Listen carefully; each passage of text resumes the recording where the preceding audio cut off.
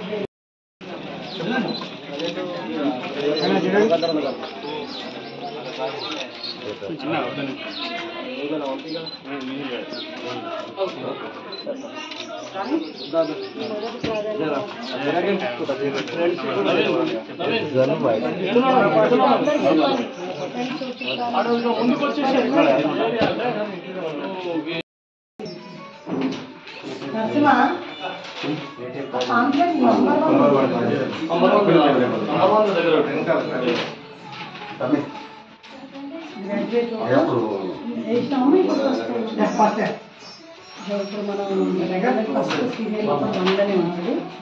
వల్ల అంజరెడ్డి చిన్నవాడు భారతీయ Janata party one దగ్గర ఓన్లీ వన్ మాత్రం కేసు వచ్చింది. సెకండ్ రోజు ఇంకొకరికి ఏమయ్యారు, ఇది ఒక్కటే వేసిరా రాయడం కూడా ఇక సేమ్ వన్ ఇట్లనే రాయాలి. అక్కడ వాళ్ళే ఒక పెన్ పెడతారు, ఆ పెన్ తోటే రాయాలి, మన పెన్ తోటి రాయాలి. వాళ్ళ పెన్ వాళ్ళు ఇచ్చినటువంటి పెన్ తోటే వేసి రావాలి. ఐడియా ఉంది కదా.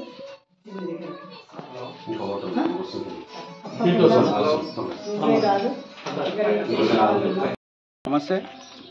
భారతీయ జనతా పార్టీ మెదక్ జిల్లా రామాయణపేట పట్టణంలో ఈరోజు మేము అందరం కూడా పట్టణంలో పన్నా ప్రముఖులను వేయడం జరిగింది. ఈ ప్రముఖులంతా కూడా ఓటర్ లిస్టు తీసుకొని ఈ గ్రాడ్యుయేట్ ఓటర్స్ ఎవరైతున్నారో వాళ్ళ ఇళ్ళ కాడికి మా ప్రముఖులంతా తిరుగుతున్నారు. అందులో భాగంగా మరి గోదావరి అంజిరెడ్డి గారు మా బీజేపీ అభ్యర్థిగా నరేంద్ర మోడీ బలపరిచిన అభ్యర్థి, వారి కోసము సంగారెడ్డి జిల్లా అధ్యక్షురాలు గోదావరి అక్కగారు మరియు మేము సంగారెడ్డి పట్టణ బీజేపీ నాయకులమందరం కూడా ఈరోజు ఇంటింటి ప్రచారం ఇక్కడ నిర్వహిస్తున్నాము. అంజిరెడ్డి గారికి అందరు కూడా మద్దతు పలుకుతున్నారు.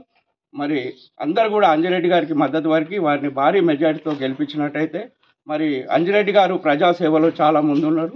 చాలా సంవత్సరాల నుంచి కూడా వాళ్ళు ప్రజాసేవ చేస్తున్నారు.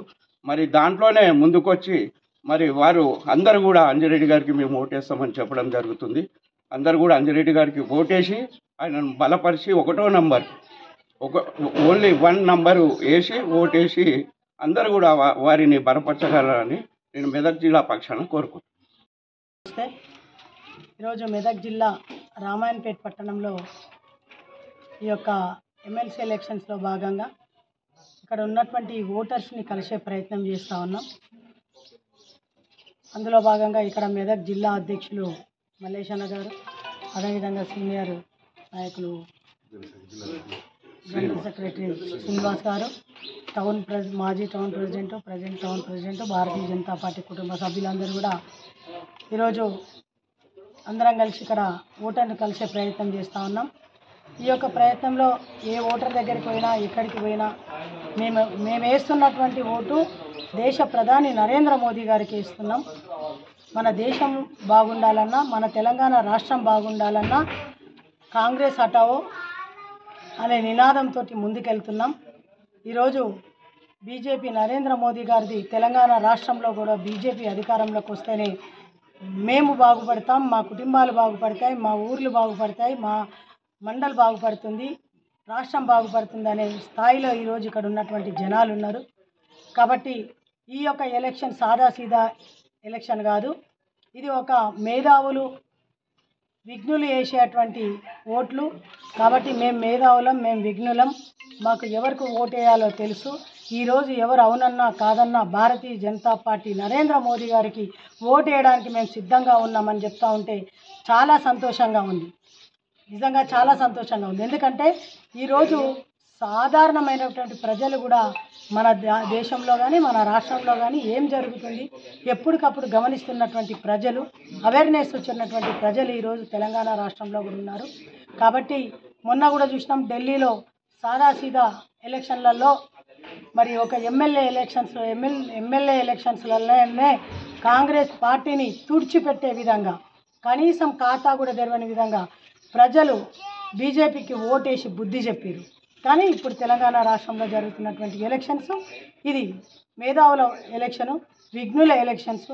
ఆలోచన ఉన్నటువంటి ఆలోచించి ఓటేసేటువంటి ఓటర్స్ ఈరోజు ఆలోచించి ఏది ఏమైనప్పటికైనా కూడా మేము భారతీయ జనతా పార్టీ మోదీ గారికి ఓటేస్తున్నాం. అది మొదటి ప్రాధాన్యత ఓటు మోదీ గారికి. ఎందుకంటే మోదీ గారికి వేసినాక ఇంకో ఓటు వేస్తే మోదీ గారి విలువను తగ్గించినట్టయితుంది. కాబట్టి మేము మోదీ గారికి వేస్తామని చెప్తున్నటువంటి సందర్భం చూస్తే చాలా సంతోషంగా ఉంది. నిజంగా ఓటర్ మహాశయులందరికీ కూడా తెలియజేస్తూ ఉన్నాను, ఈరోజు తెలంగాణ రాష్ట్రంలో ప్రశ్నించే గొంతుగా ఉండాలి. అది ఎవరి తరఫు నుంచి అంటే యువత, ఉద్యోగాలు లేనటువంటి యువతకి జాబ్ క్యాలెండర్ అని చెప్పి ఉద్యోగాలు ఇస్తామని చెప్పి మోసం చేసిన కాంగ్రెస్ని ప్రశ్నించే గొంతుకగా, అదేవిధంగా టీచర్స్కి వేతనాలు సరిగా ఇవ్వకుండా వారిని ఇబ్బంది పెడుతున్నటువంటి వారికి ఉద్యోగాలు కూడా సరిగా ఇవ్వనటువంటి వారికి టీచర్స్ గొంతుకగా ప్రశ్నించే గొంతుగా ఈరోజు అడ్వకేట్స్ ఏదైతే ఉన్నారో అడ్వకేట్స్కి మరి ఈరోజు కొత్తగా ప్రాక్టీస్ చేస్తున్నటువంటి అడ్వకేట్స్కి 5,000 రూపాయలు గౌరవ వేతనం ఇస్తామని చెప్పి మోసం చేసినటువంటి కాంగ్రెస్ పార్టీకి బుద్ధి చెప్పి ప్రశ్నించే గొంతుకగా ఉండాలి. అంటే ఈ విధంగా చెప్పుకుంటూ పోతే అనేకంగా ఉన్నాయి. ఈరోజు జాబ్ మేళా అన్నారు, జాబులు ఇవ్వలేదు.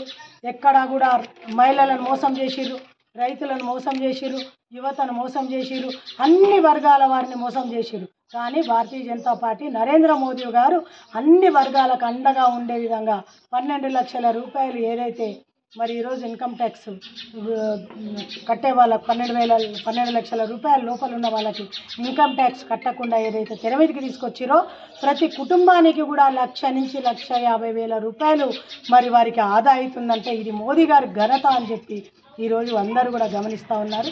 తప్పకుండా మోదీ గారికి మోదీ గారికి ఓటేసి తెలంగాణ రాష్ట్రంలో శాసన మండలిలో ప్రశ్నించే గొంతుకగా పంపించాలని చెప్పి కోరుకుంటూ భారత్ మాతాకి జై శ్రీరామ్.